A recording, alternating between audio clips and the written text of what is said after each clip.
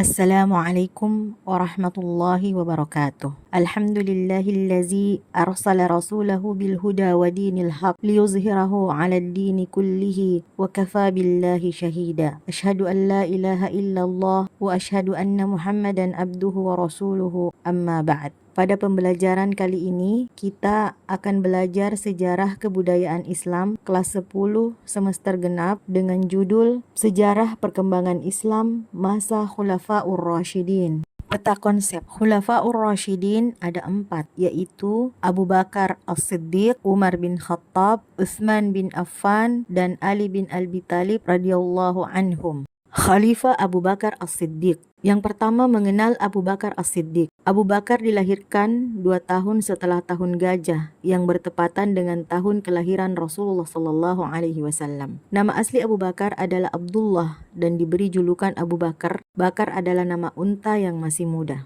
Pengangkatan Abu Bakar As-Siddiq. Tatkala tersiar kabar tentang meninggalnya Rasulullah SAW, kaum muslimin diliputi kebimbangan tentang siapa pengganti pemimpin mereka. Kemudian Umar membaiat Abu Bakar, diikuti oleh kaum muslimin. Dengan demikian, selesai dan sempurnalah pembaiatan Abu Bakar, di mana para sahabatnya berada di Madinah, kecuali Ali bin Abi Thalib yang sedang mengurus jenazah Rasulullah SAW. Dan masa kepemimpinan Abu Bakar berlangsung selama 2 tahun, 3 bulan, 10 hari. Substansi dan strategi dakwah Abu Bakar As-Siddiq. Masa kepemimpinan Abu Bakar yang sangat singkat banyak dihabiskan untuk mengatasi masalah-masalah yang muncul akibat wafatnya Rasulullah SAW. Antara lain peristiwa riddah, kodifikasi Al-Quran, dan perluasan wilayah. Khalifah Umar bin Khattab. Mengenal Umar bin Khattab. Beliau lahir 13 tahun setelah kelahiran Rasulullah SAW. Umar menghabiskan separuh dari perjalanan hidupnya pada masa jahiliyah. Beliau tumbuh pada masa itu sebagaimana anak-anak Quraisy lainnya. Umar terkenal sebagai orang yang bijaksana, fasih, penyantun, dan gigih mempertahankan segala sesuatu. Ketika Rasulullah diangkat menjadi nabi, pada awalnya beliau tidak mau menerima, sehingga ia memusuhi Islam sampai banyak kaum muslim menderita akibat ulahnya. Keislaman beliau membuat Islam semakin kuat. Dakwah Rasulullah yang semula dilakukan dengan sembunyi-sembunyi, lambat laun dilakukan dengan terang-terangan. Pengangkatan Umar bin Khattab. Ketika Abu Bakar menderita sakit dan semakin parah, beliau mengumpulkan beberapa orang pemuka sahabat. Para sahabat bermusyawarah, namun tidak ada satu orang sahabat pun yang bersedia dipilih, dan pada akhirnya mengembalikan sepenuhnya kepada Abu Bakar. Mereka pun sependapat bahwa Umar bin Khattab adalah orang yang tepat untuk menjadi khalifah selanjutnya. Ketika pendapat sudah bulat, Abu Bakar memanggil Utsman bin Affan dan mendiktekan wasiat kepadanya. Sesungguhnya aku telah menunjuk Umar bin Khattab untuk memimpin kalian, maka dengar dan taati. Kaum muslimin menjawab, kami dengar dan kami taat.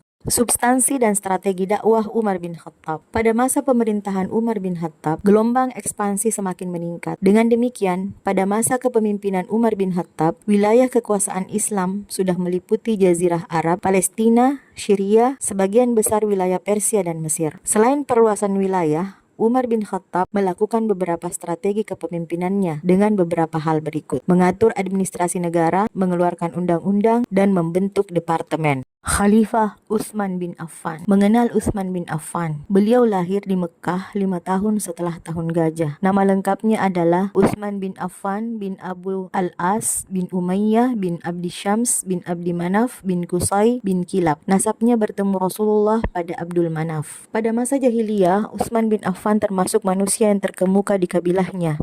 Beliau terkenal hartawan, sangat pemalu, halus tutur bahasanya, dicintai dan sangat dihormati kaumnya. Utsman bin Affan termasuk as-sabiqunal awwalun atas ajakan Abu Bakar. Rasulullah SAW kemudian menikahkannya dengan putri beliau Ruqayyah yang akhirnya meninggal seusai perang Badar.